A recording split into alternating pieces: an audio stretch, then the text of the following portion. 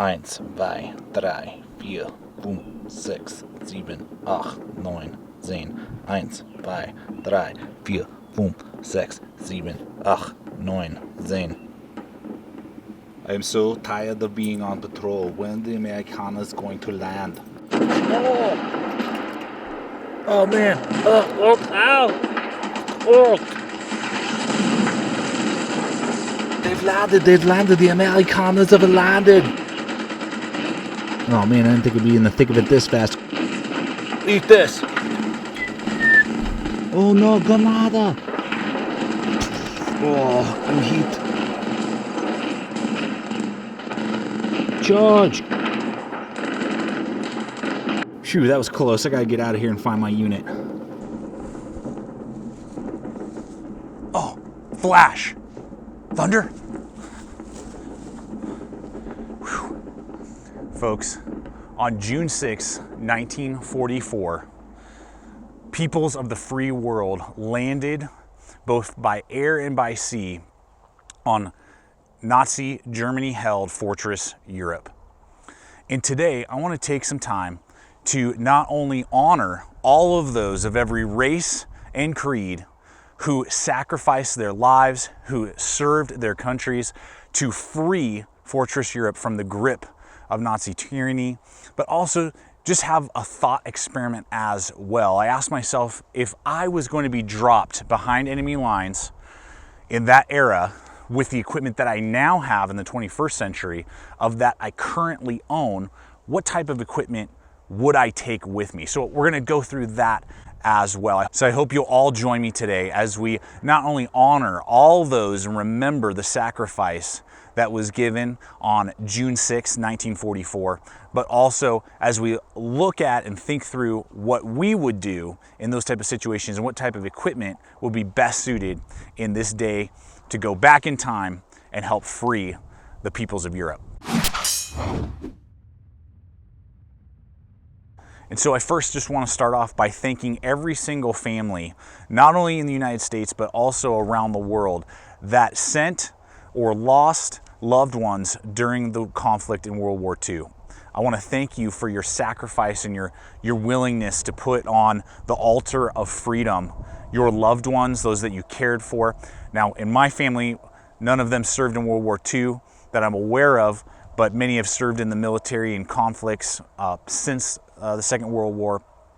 And so I just have to say thank you. If you have grandparents, loved ones, aunts, uncles, great aunts and great uncles, or maybe you're still alive and you're watching this video, I just want to say thank you so much for your willingness to sacrifice, your willingness to say yes to the cause and yes to freedom. And days like this, moments like this, just remind me of how precious but how fragile freedom is. And it's an ongoing thing. It's not something that you earn once and never have to think about again. It's something that you have to preciously hold on to. And as I was thinking through this thought process that we're going to have here in a moment, because I want to hear from you guys as well, if you were going to be dropped as a paratrooper in behind enemy lines into France on June 6th, in 1944, what equipment that you currently own would you take with you? And that's what I'm going to do with you in just a moment, more just for kind of some thought and just some not entertainment value, I guess I would say, through this. But I would like to hear from you guys as well in the comments below. What are maybe equipment pieces that you think I maybe forgot, things that maybe you would have added?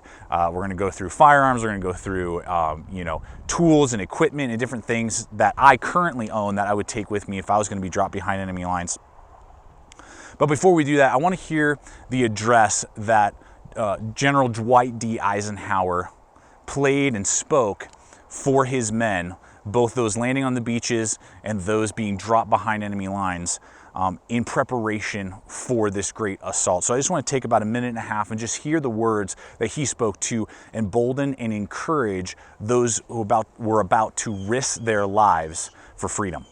Soldiers, sailors, and airmen of the Allied Expeditionary Force, you are about to embark upon the great crusade toward which we have striven these many months. The eyes of the world are upon you. The hopes and prayers of liberty-loving people everywhere march with you. In company with our brave allies and brothers in arms on other fronts, you will bring about the destruction of the German war machine, the elimination of Nazi tyranny over the oppressed peoples of Europe, and security for ourselves in a free world. Your task will not be an easy one. Your enemy is well trained, well equipped, and battle hardened. He will fight savagely.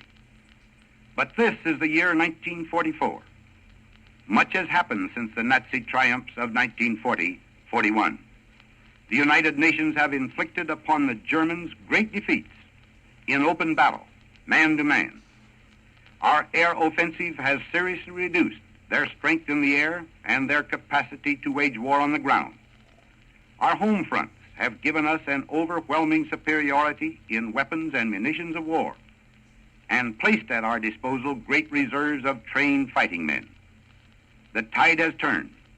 The free men of the world are marching together to victory. I have full confidence in your courage, devotion to duty, and skill in battle. We will accept nothing less than full victory. Good luck, and let us all beseech the blessing of Almighty God upon this great and noble undertaking. So I know those words embolden my soul every time I hear them. I hope it just gives you a moment of pause and food for thought and just the sacrifice that was given all those years ago.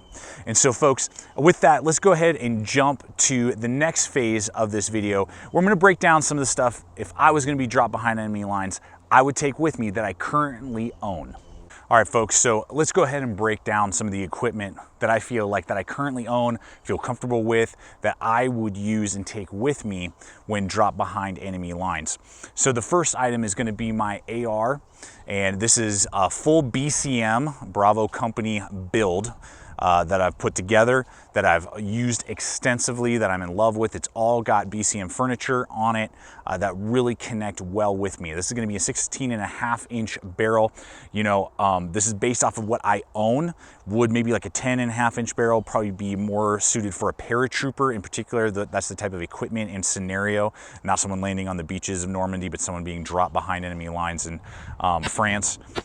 Probably more conducive to have a shorter barrel, but one, that's not something I own, and two, and that's what the rules of this thought exercise are, it's got to be what you currently own, not something that would be a good idea, because we could go down lists all day with that.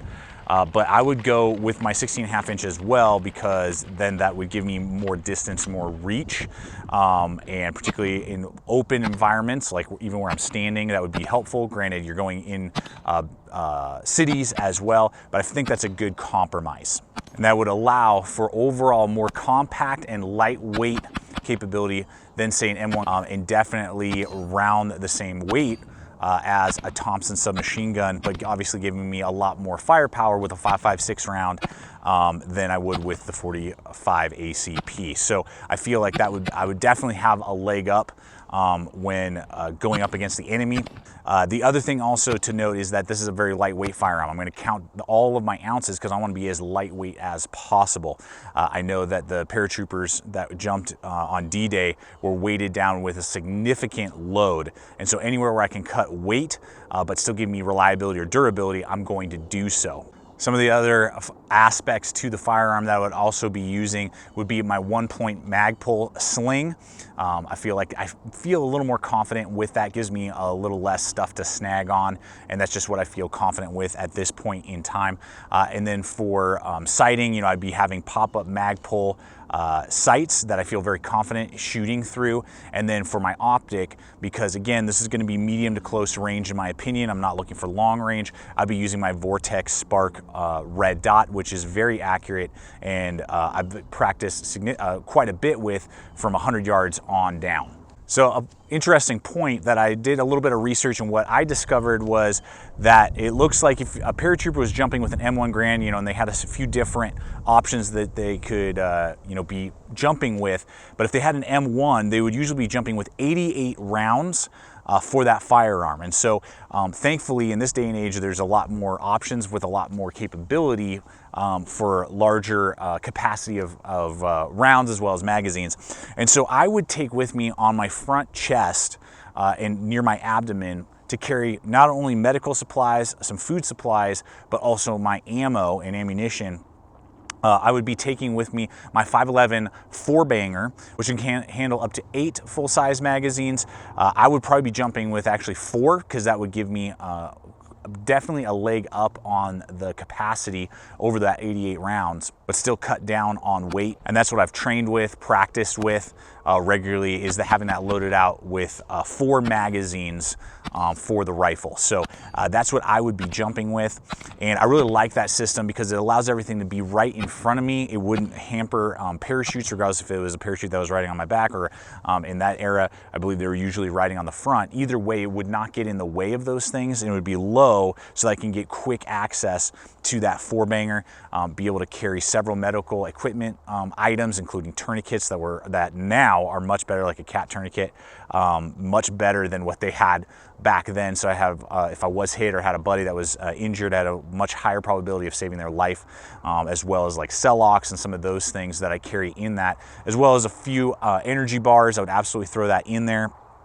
And then I would also have with me for illumination my Polytac X Streamlight flashlight. Now I have all kinds of different flashlights that I could choose from, different capability, power levels, all those different things, but I really connect with the Streamlight Polytac series, and the X gives me the ability to not only carry an 18650 battery that is rechargeable, that'll give me a significant amount of lumens for a good amount of time, give me a good throw and a good punch. Now obviously I don't want a lot of illumination at night if at all possible, but if I did have to use it for clearing or signaling or whatever, it has a good punch, good throw, and it can also handle CR123 batteries that I would have a spare pack of. So that would be definitely something that I would have on me. It is mountable to weapons, so if I felt like that was necessary, I would mount it to my AR. I would not do that currently in my current understanding and just how I practice and train.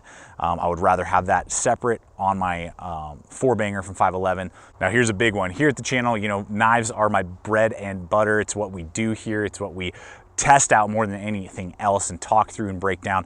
And so guys, I have a plethora of fixed blade knives that have the potential to be really well deployed in a combat situation. They have a lot of things going for them. And I weighed back and forth, and I had all kinds of options. I was looking at premium steels, custom mades, all sorts of different things. But when it really came down to it, I had to go off of what I feel most comfortable with, most mounting options, and the most reliable that I could think of and that I own. And really it came down to the Gerber Strong Arm. Out of all the knives that I have, even my K-Bar US MC, which is a great knife, which would most of these soldiers would either probably be jumping back in 1944 with either that or possibly you know, a pilot knife, similar to the 499 or even the 499, I can't remember when that was originally released, design. Some of them may have, you know, like commando daggers were options that were available. But from my collection and what I have, and having passed that around to so many people who tried to basically break that Gerber Strong Arm, they could not do it. And then having an amazing wicked convex edge put on that from my buddy Peter. That thing is not only bomb proof, indestructible, but has a ton of lashing options that I would be able to mount in many different areas. It's not overly big and heavy, but it's not too small or thin, because it's not only a sharpened pry bar, but it has the ability to pierce and penetrate well and give me the traction that I would need if I did have to use it in a rough and tumble situation or sneaking up on an enemy and dispatching them in that capacity. It could do both, and it just would be, I believe, be able to do that so well with all the different features and options, and having known that it basically is indestructible, but still having all that capability, I think would be my blade of choice when jumping into Nazi-held France. But I want to hear from you what you would do and what you would carry if there's another blade that you love or that you connect with that you would want to put on your rig if you were jumping. Now, I'm sure this is going to spark a bunch of controversy. What my sidearm would be, there's going to be the classic tried and true Colt 1911, obviously that was issued to the military, the Allied militaries in World War II. I have fired that firearm extensively. There's definitely an awesome value to that firearm, but I don't own one. And again, the thought experiment is, what do I currently own, not my dream gun, not maybe one day, right now in the collection that I use, that I train with, that I feel comfortable with, what I take with me as my sidearm. And after chewing on it back and forth and going back and forth with it, I'm gonna land on the SIG P320. I love that firearm. I've had it now for several years. Train with it regularly. If I look at my Glock 19 and I look at my SIG, I go with my SIG every time. The sight picture is easier for me. The grip is more ergonomic for me, and I've loved every minute of using it. Now I have a compact, meaning that it's a 4-inch barrel and 15 round mag. And so that would not only give me the ability with a 9mm that if I had to, I could pull ammo off of you know, my enemies if I had to, that I've dispatched, but it gives me more rounds to use in a firefight. And obviously that would be a last resort, and obviously that's going to be very close range where I would be using that. And so again, I'm sure there's going to be a spark of you're an idiot, use a 45, you know, different things like that. But I'm a 9mm guy. I know I'm going to be using, if we are playing out this scenario, a history of a German-made firearm company in that, but I would go with my SIG P320, and I would be using my Safariland holster. That thing is awesome. It has quick release, but it has a very secure retention point in there. It's polymer, it's quiet, and it really allows me to pull quickly if I have to and give me mounting options so I can make sure to keep it out of the way of my other equipment and other gear that may be issued to me or that I may be carrying with me. And so that is the setup that I would be rocking, and I would be having 1 mag with the firearm, and then I would be carrying 2 spare mags is what I would be doing in this jump scenario. Now there's other supplies, other equipment that I would want to have outside of just what the 4-banger can handle. And so I want to transition now to the butt pack, the booty pack, the fanny pack that I would be carrying with me, and some of the supplies that I would also have going with me that are currently in my collection that I really rely on and that I would trust in this type of scenario. All right, guys, so the pack that I would be carrying for all of my miscellaneous supplies is the Mystery Ranch Hit Monkey. Now this fanny pack is super tough, super durable. It's got water-resistant zippers as well as water-resistant Cordura fabric. It rides well. It's got suspension and compression to kind of help, you know, bring it onto your body. And there's not really any excess things flapping around. It rides on my waist very well. I have loaded it out with what you were about to see and done several, you know, like 100-yard dash, running guns and stuff, just to see, like, can I jog with this? Could I run, you know, duck for cover and do those type of things, or is it just bouncing around too much? And this works. So out of all of my gear, because again, you'd be having your parachute on your back, you know, and having to dump that. So you've got to think stuff, gear in the front of you, on the lower, you know, around your waist and things like that. These are just some of the supplies out of the contents that I have that I would take with me. So we're going to open up this first one right here. And what I have right here is a Husky Bag. These things are awesome, very tough, durable, and it just kind of helps keep all the little miscellaneous stuff from flying all over the place. So we'll dive into that in just one second. But before we do, I'll just show you some of the bigger contents in here. You know, I got a bandana, nice camo color. This one is actually Konami Metal Gear Solid Peace Walker edition. Got that, I think, in a combo thing, but it's actually served me super well. I really like that. Anyway, good to have a bandana for all sorts of different reasons that I'm not obviously going to go into. Then I would take my Work Sharp field sharpener. So if I am out there for quite a long period of time, this is lightweight enough.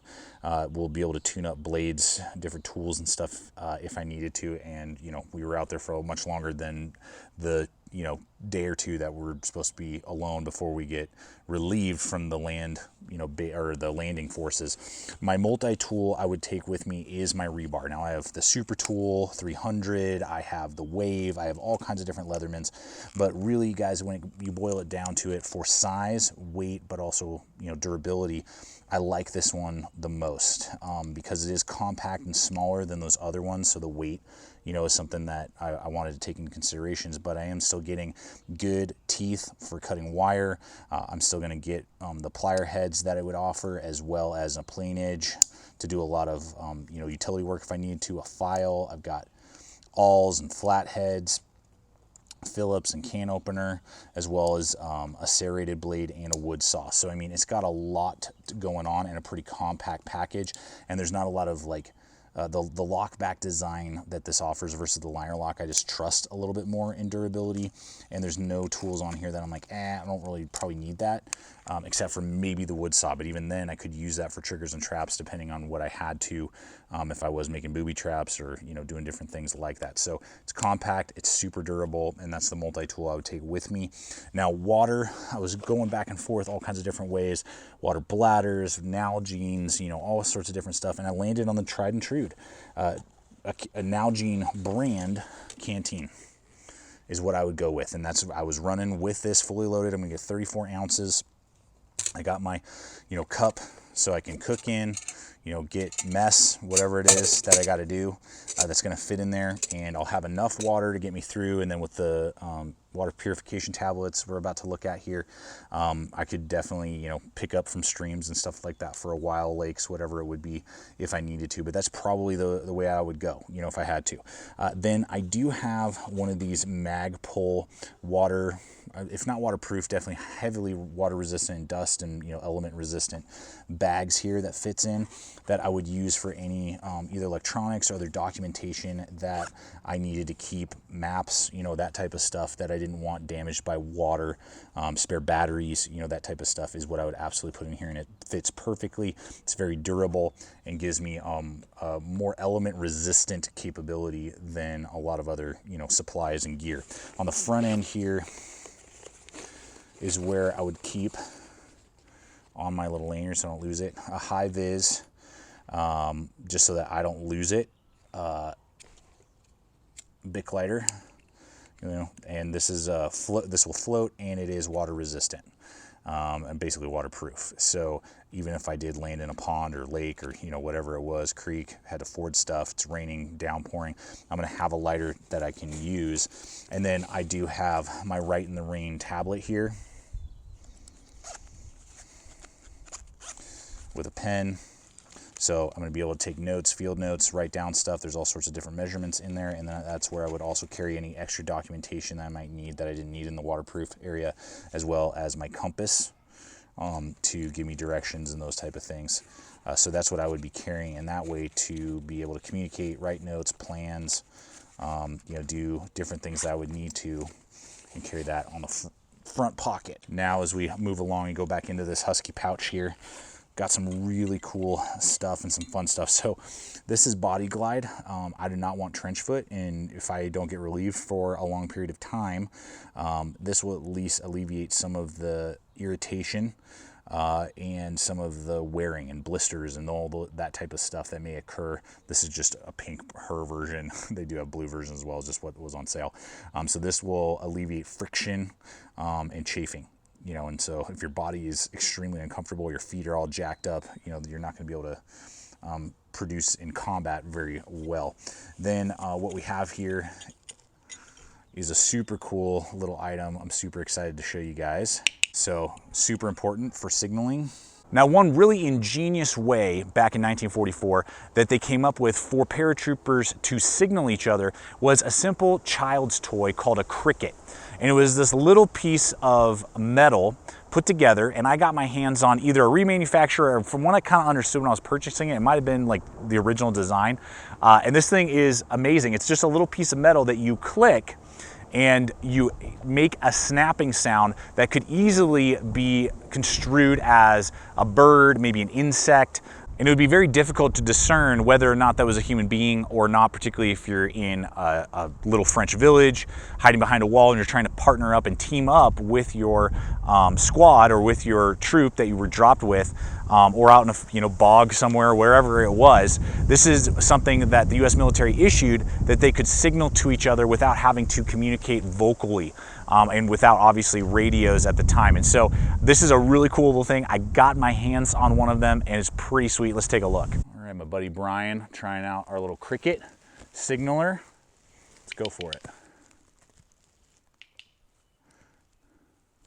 Did you hear that? Oh, I heard it. Hit it again. The squirrels are responding. And so, I mean, out here in the woods, you could definitely hear that, you know, for probably 100 yards in every direction at least.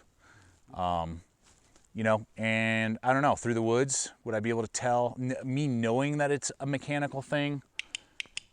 But I don't know. I could probably think that that was a bird or a, you know, animal of some kind. Pretty specific sound, though. So do you I mean, would you think that, I mean, you're just chilling and you just hear like a click, click out there. Like, would you go investigate? Would you, do you think? If I had my sidearm with me. No, you're a German soldier in some bog in like France, and you hear that. I don't know. I mean, I guess. Versus me, right? Versus me yelling, Yeah. Flash! Thunder! So I mean, I think it's a better tool than none, or a whistle, sure. or a That's whistle, right. or something. Yeah, I mean, it's like. Or like Three Amigos. Look up here! Look up here! So yeah, I would definitely be taking that with me to signal. You know, particularly if like radios are jammed. For sure. You know, just a way to signal other paratroopers that have, you know, dropped out here in the middle of nowhere. You know, we're trying to team up, take bridges. Stuff like that. Take bridges. Do have a 2-for-1 here. So guys, 2 things I would take with me is definitely a signal mirror with a good aperture, you know, so I could signal, you know, do location stuff. And I would do an emergency whistle, obviously not first choice at all.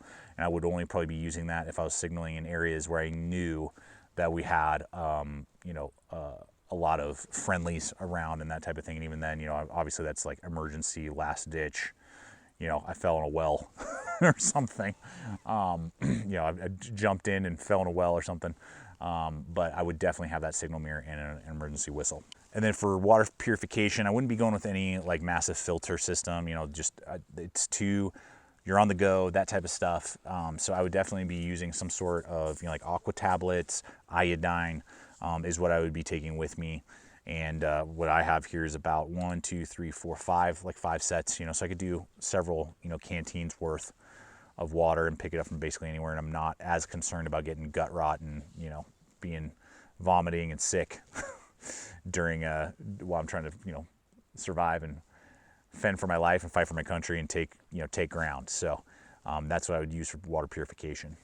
All right, so you saw me carrying it earlier when we were doing run and gun. If I was going to take a folder with me, it would be the Recon 1. This thing is just so monstrously strong, beefy. Gotta have great traction. You know, really deep cut in there. That G10 fills out my hand even if I had gloves on. The triad locking mechanism is just ridiculous in its strength. You know, so it is going to just really hold up to hard abuse very well. And then that reach of just about 4 inches. You know, now they got saber grinds on them, all blacked out, so it's not going to be, you know, flashy and pick up light and that type of thing. I mean, I'm going to be able to do almost all my work that I would really need, regardless if it was, you know, self-defense role or just utility role with this guy. Fast deployment, whoosh, whoosh, reverse grip. I mean, if I'm going to take of my entire collection of pocket knives, if I'm taking a knife with me, I think it's the Recon 1. And a high-vis emergency blanket, because if I am having to bust this out, there's a high probability we're in big trouble and I either need to get signaled. I believe the backside is aluminum, so if I needed to color, you know, so if I needed to back that color off, I could do that, but that would be for signaling for either pickup or, you know, location, locating, things like that. Well, there you have it, folks. I hope that you've enjoyed this video and it's reminded you of what it means to be free, to constantly stand up for freedom and for people's rights around the world, and the sacrifice that it costs to stay free, and the cost that was paid all those years ago on those beaches of France, on the fields, much like where I'm standing now, in the cities and all across Europe and across Asia as well, to free the world. If you liked any of the equipment or interested in any equipment I listed today, there'll be links for you guys below over to Amazon and all the other places that we offer to you. You can purchase down there, check some of that stuff out. And again, I look forward to hearing the comments, hearing your guys' items on what you would take if you were getting dropped behind enemy lines and had to fight for freedom. What would you take? And looking forward to reading all those comments as well. We appreciate you. We love you. You are not alone. And always remember, stay equipped, stay prepared, and we'll see you out there.